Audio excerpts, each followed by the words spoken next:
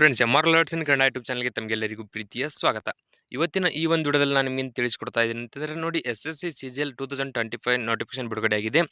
ಇಲ್ಲಿ SSC CGLನಲ್ಲಿ ಒಟ್ಟು 14,582 ಹುದ್ದೆಗಳ ಬೃಹತ್ ನೇಮಕಾತಿ ಆರಂಭವಾಗಿದ್ದು, ಈ ಹುದ್ದೆಗಳಿಗೆ ಅರ್ಜಿಯನ್ನು ಸಲ್ಲಿಸಲು ಪ್ರಾರಂಭ ದಿನಾಂಕ ಮತ್ತು ಕೊನೆಯ ದಿನಾಂಕ ಯಾವುದು, ಹಾಗೆ ಅರ್ಜಿಯನ್ನು ಸಲ್ಲಿಸಲು ನಿಮಗೆ ಬೇಕಾಗಿರುವ ಶೈಕ್ಷಣಿಕ ಅರ್ಹತೆ ಏನು, ಹಾಗೆ ಇಲ್ಲಿ ಹುದ್ದೆಗಳನ್ನು ಯಾವ ರೀತಿ ಹಂಚಿಕೆ ಮಾಡಿದ್ದಾರೆ ಮತ್ತು ಈ ಹುದ್ದೆಗಳಿಗೆ ಅರ್ಜಿಯನ್ನು ಸಲ್ಲಿಸಲು ಏನಪ್ಪ ಅಂದರೆ ನಿಮಗೆ ಡೈರೆಕ್ಟ್ ಲಿಂಕ್ ಬೇಕಾದರೆ ನೀವು ಯಾವ ರೀತಿ ಅಪ್ಲಿಕೇಶನ್ ಹಾಕ್ಬೋದು, ಸಂಪೂರ್ಣ ಮಾಹಿತಿ ನಿಮಗೆ ಈ ವಿಡಿಯೋದಲ್ಲಿ ತಿಳಿಸ್ಕೊಡ್ತಾ ಹೋಗ್ತೀನಿ. ಮಿಸ್ ಮಾಡದೆ ವಿಡಿಯೋ ಕೊನೆವರೆಗೂ ನೋಡಿ.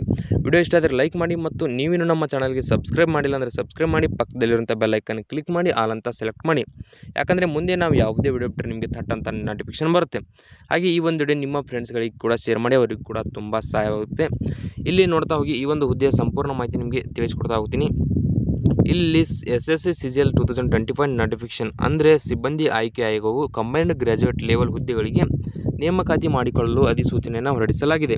ಅರ್ಹ ಮತ್ತು ಆಸಕ್ತ ಅಭ್ಯರ್ಥಿಗಳು ಆನ್ಲೈನ್ ಮೂಲಕ ಅರ್ಜಿಯನ್ನು ಸಲ್ಲಿಸಬಹುದು. ಇಲ್ಲಿ ನೋಡಿ, ಕೇಂದ್ರ ಸರ್ಕಾರದ ವಿವಿಧ ಸಚಿವಾಲಯಗಳು, ಇಲಾಖೆಗಳು ಮತ್ತು ಸಂಸ್ಥೆಗಳಲ್ಲಿ ಖಾಲಿ ಇರುವ ಒಟ್ಟು 14,582 ಕಂಬೈನ್ಡ್ ಗ್ರ್ಯಾಜುಯೇಟ್ ಲೆವೆಲ್ ಅಂದರೆ CGL ಹುದ್ದೆಗಳ ಬೃಹತ್ ನೇಮಕಾತಿಗಾಗಿ ಅರ್ಜಿಯನ್ನು ಕರೆಯಲಾಗಿದೆ. ಈ ಹುದ್ದೆಗೆ ಅರ್ಹ ಮತ್ತು ಆಸಕ್ತ ಅಭ್ಯರ್ಥಿಗಳು ಏನಪ್ಪ ಅಂದರೆ SSC ಅಫಿಷಿಯಲ್ ವೆಬ್ಸೈಟ್ ssc.gov.inಗೆ ಭೇಟಿ ನೀಡಿ ಆನ್ಲೈನ್ ಮೂಲಕ ಅರ್ಜಿಯನ್ನು ಸಲ್ಲಿಸಬಹುದು. ಈ ಒಂದು ಲಿಂಕ್ ಬೇಕಂದರೆ ನನ್ನ ವಿಡಿಯೋ ಕೆಳಗಡೆ ಡಿಸ್ಕ್ರಿಪ್ಷನ್ನಲ್ಲಿ ವಾಟ್ಸಪ್ ಚಾನಲ್ ಲಿಂಕ್ ಮತ್ತು ಟೆಲಿಗ್ರಾಮ್ ಚಾನಲ್ ಲಿಂಕ್ ಇರುತ್ತೆ, ಅದರ ಮೇಲೆ ಕ್ಲಿಕ್ ಮಾಡಿ ಜಾಯ್ನ್ ಆಗಿ. ಅದರಲ್ಲಿ ನಿಮಗೆ ಈ ಒಂದು SSC CGL ಹುದ್ದೆಗೆ ಡೈರೆಕ್ಟಾಗಿ ಅಪ್ಲಿಕೇಶನ್ ಹಾಕುವ ಲಿಂಕ್ ಸಿಗುತ್ತೆ.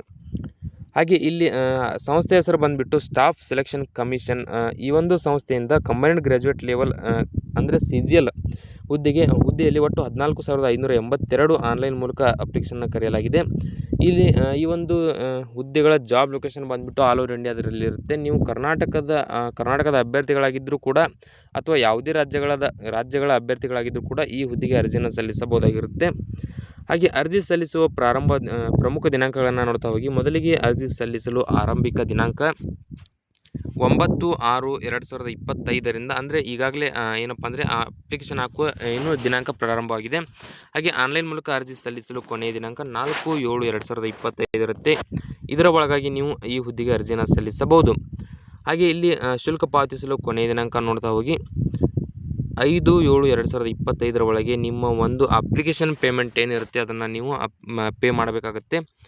ಹಾಗೆ ಇಲ್ಲಿ ಶೈಕ್ಷಣಿಕ ಅರ್ಹತೆಯನ್ನು ನೋಡ್ತಾ ಹೋಗಿ. ಮೊದಲಿಗೆ ಜೂನಿಯರ್ ಸ್ಟ್ಯಾಟಿಸ್ಟಿಕಲ್ ಆಫೀಸರ್ ಹುದ್ದೆಗೆ ಅಪ್ಲಿಕೇಶನನ್ನು ಹಾಕಲು ನೋಡಿ, ಮಾನ್ಯತೆ ಪಡೆದ ವಿಶ್ವವಿದ್ಯಾಲಯ ಅಥವಾ ಸಂಸ್ಥೆಯಿಂದ 12ನೇ ತರಗತಿಯಲ್ಲಿ ಗಣಿತದಲ್ಲಿ ಕನಿಷ್ಠ 60% ಅಂಕಗಳೊಂದಿಗೆ ಉತ್ತೀರ್ಣ ಅಂದರೆ ಪಾಸಾಗಿರಬೇಕು.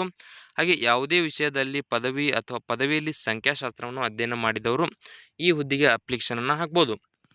ಹಾಗೆ ಸಂಖ್ಯಾಶಾಸ್ತ್ರೀಯ ತನಿಖಾಧಿಕಾರಿ ದರ್ಜೆ 1 ಹುದ್ದೆಗೆ ಅಪ್ಲಿಕೇಶನ್ ಹಾಕಬೇಕಾದವರು ನೋಡಿ, ಮಾನ್ಯತೆ ಪಡೆದ ವಿಶ್ವವಿದ್ಯಾಲಯ ಅಥವಾ ಸಂಸ್ಥೆಯಿಂದ ಸಂಖ್ಯಾಶಾಸ್ತ್ರವನ್ನು ಒಂದು ವಿಷಯವಾಗಿಟ್ಟುಕೊಂಡು ಯಾವುದೇ ವಿಷಯದಲ್ಲಿ ಪದವಿಯನ್ನು ಪಾಸಾಗಿದ್ದರೆ ಸಾಕು, ಅಪ್ಲಿಕೇಶನನ್ನು ಹಾಕ್ಬೋದು.